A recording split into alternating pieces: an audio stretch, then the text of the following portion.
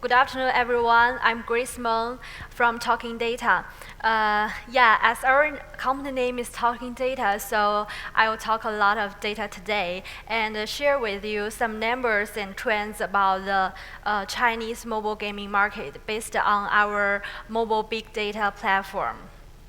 And also, I also talk about how to use our data to help you succeed, to acquire users and optimize campaigns in the complex Chinese market.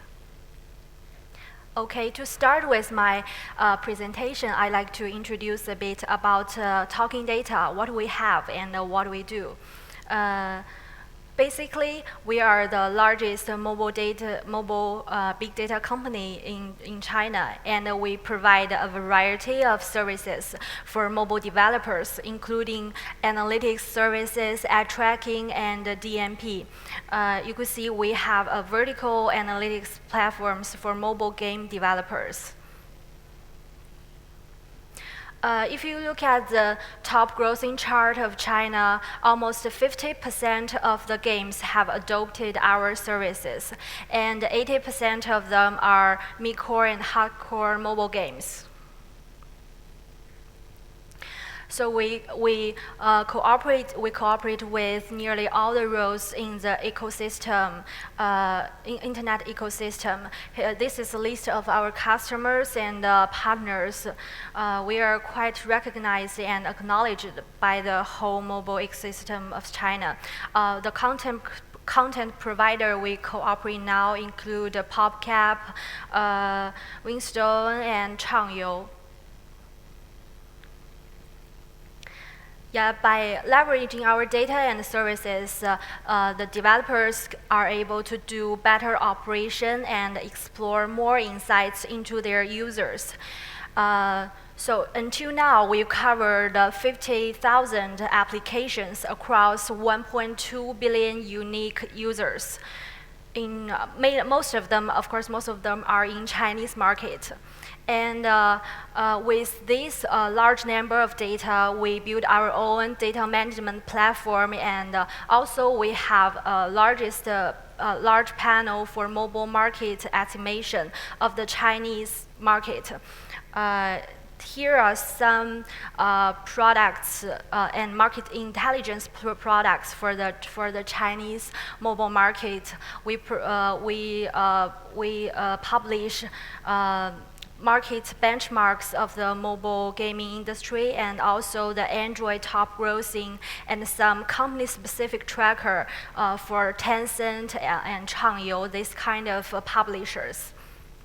This is pretty much about what we do. And then I'd like to share with you some latest data of the Chinese mobile market. In 2014, we could see that the mobile smart terminal users in China reached 1.06 billion. So the growth rate is still quite rapid compared with 2013. Among the 1.06 billion users, actually almost all of them are mobile gamers. We could see the number is 1.04 by the end of 2014. So you could say that nearly all the users in China are actually mobile gamers. So there's quite a lot of potential for the game developers in the Chinese market. Here's the revenue scale of the mobile gaming market in 2014. For 2014, it's 3.55 by the end in the whole year, and it's in past 3 years it's 4.4 times growth. A lot of people are curious about the Android to iOS ratio in the Chinese market. What we can tell you is that actually the ratio now is 7:3 by the end of 2014 in the total active smart device market. We could see that Apple takes a big share in this market.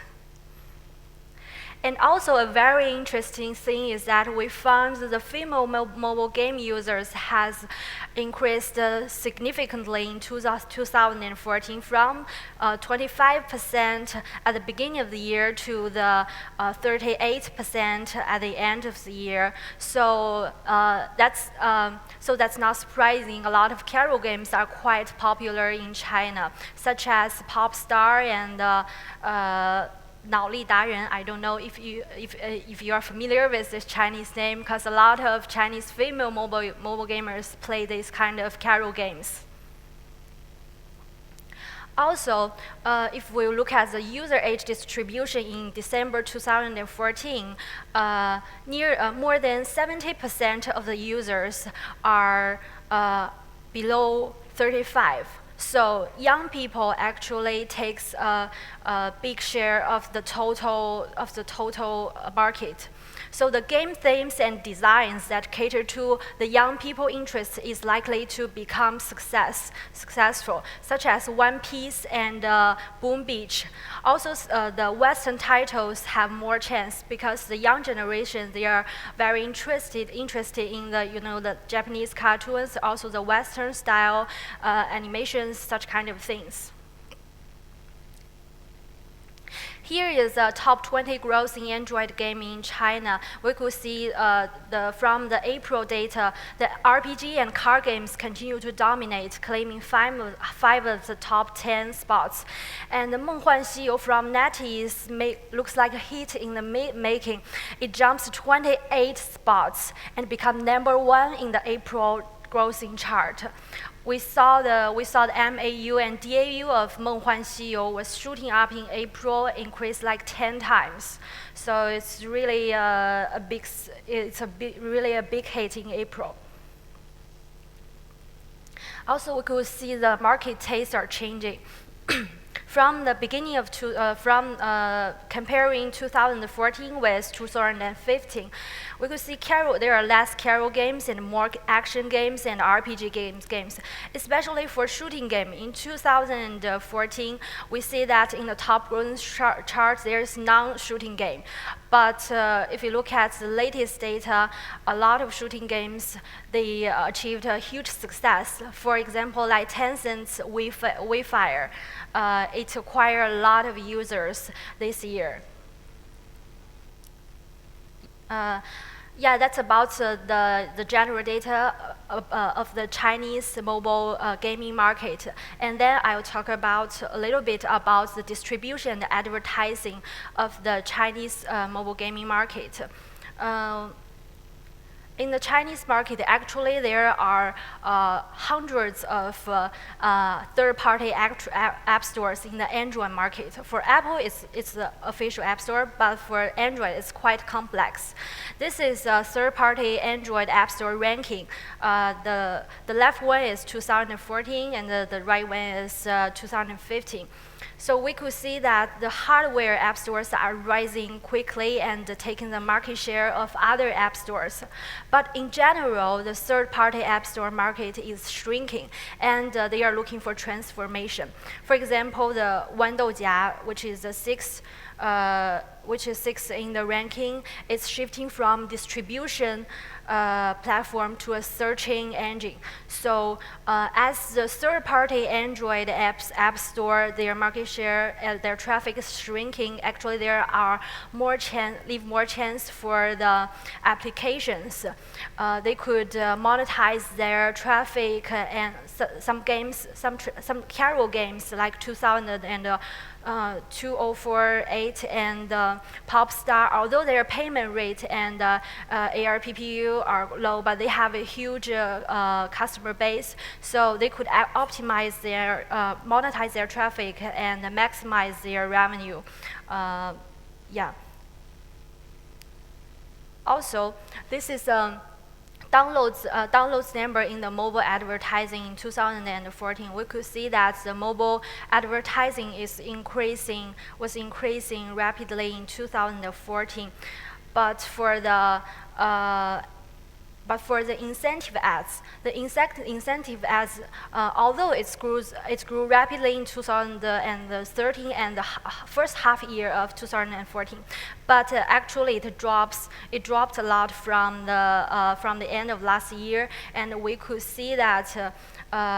Because iOS put more restrictions for the incentive ads, so the mobile developers and the advertisers, they start to think of other way out. They do more branding rather than the performance-driven ads before. For example, in 2013, you could rarely see the mobile gaming ads in subway or on television, but now you could see a lot of ads on television and subways, and some mobile game like King Arthur, they started to put marketing expenses on the traditional advertisement, the traditional, yeah,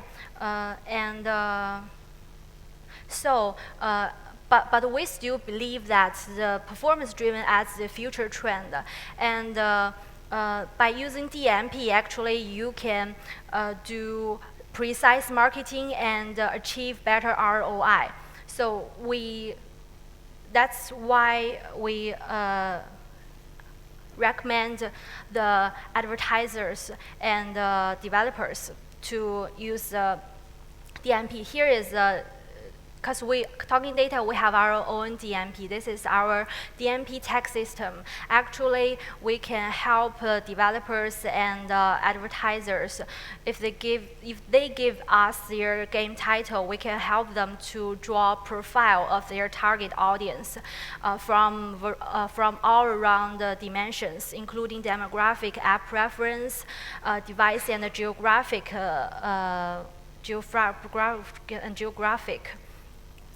This is a case I'd like to share with you. We've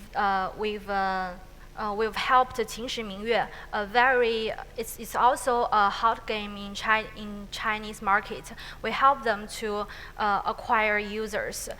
We've done group A/B test with and without using our DMP.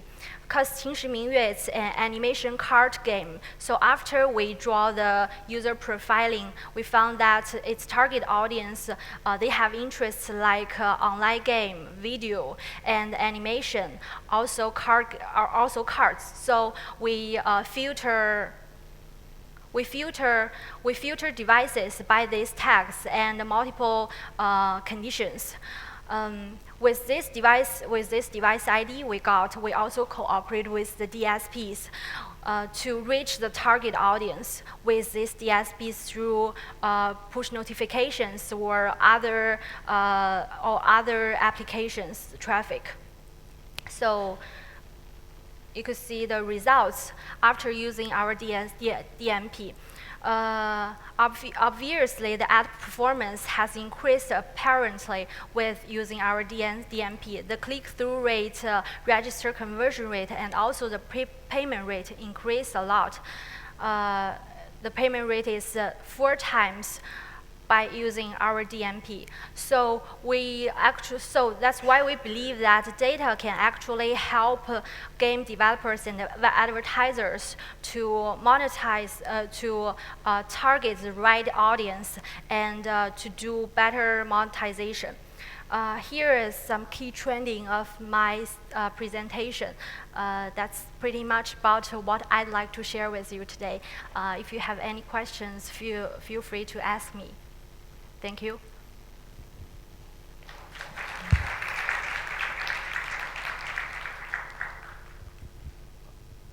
Hi. Hi, I'm Dmitry from Moscow. I have a question. So Hi. Can you show the previous slide? Which one? This one. So you delivered 12 more times the register conversion rate, and why payment conversion rate is lower than 12? How can you explain that? You mean the payment conversion rate is lower than the register conversion rate? Well, actually, it's much easier to drive the register, but harder to drive the payment. Well, although we've already targeted the right audience, but but you know, not all the audience we targeted are actually the paid gamer, mobile gamers. So that's why I think that's why the payment rate is actually lower than the register conversion rate, because the register conversion rate is much easier to to drive. Thank you. Thank you, for your question. Another question? I mean, China is a big market, so you might have like more questions about it.